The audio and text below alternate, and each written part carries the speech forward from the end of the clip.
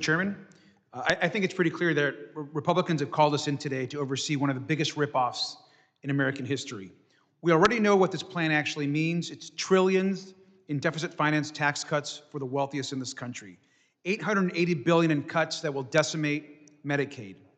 Medicaid covers 80 million Americans, low-income people, the disabled, long-term care for the elderly, substance abuse treatment, and 41% of all births in this country. That's what's being threatened today and is part of this budget proposal.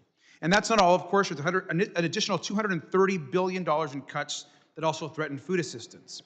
Now, this is one of the biggest wealth transfers from the poor to the rich in American history.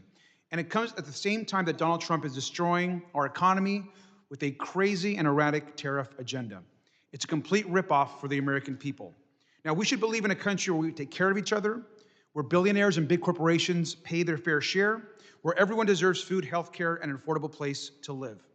Now, in our Homeland Security Committee today, truly disturbing things are happening. Now, even though border crossings are at an all-time low, which I remind the committee actually began under President Biden, we want to give Donald Trump a giant slush fund for his extreme, toxic, and lawless deportation agenda. Now, Secretary Noem currently spends much of her time dressing up as an ICE agent and doing propaganda tours of foreign prisons. Now, this bill would give her a huge budget increase with absolutely no accountability. And we know the administration is already trampling on the rule of law, and we shouldn't be voting to empower them today.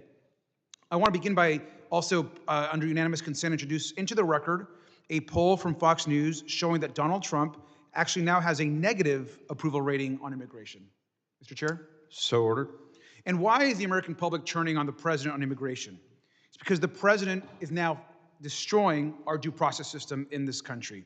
In the case of Kilmar Abrego Garcia, there's a 9-0 Supreme Court ruling that is demanding his facilitation back to the U.S., and the Donald Trump administration is flouting the Supreme Court.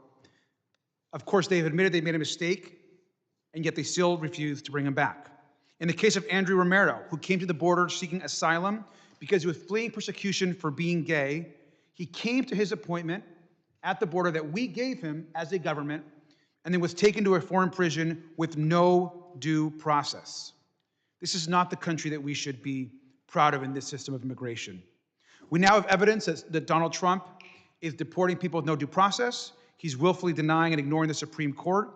We cannot continue to afford to continue to spend more and more resources on a toxic, extreme, and unconstitutional agenda.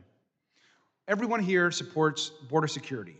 If you're convicted of a serious crime, I think we can all agree that you shouldn't be here. But this does nothing to bring down the cost of living for working class and middle class families. We are empowering an administration that is attacking our Constitution, our safety, and our middle class, and we should vote no on these budget increases today.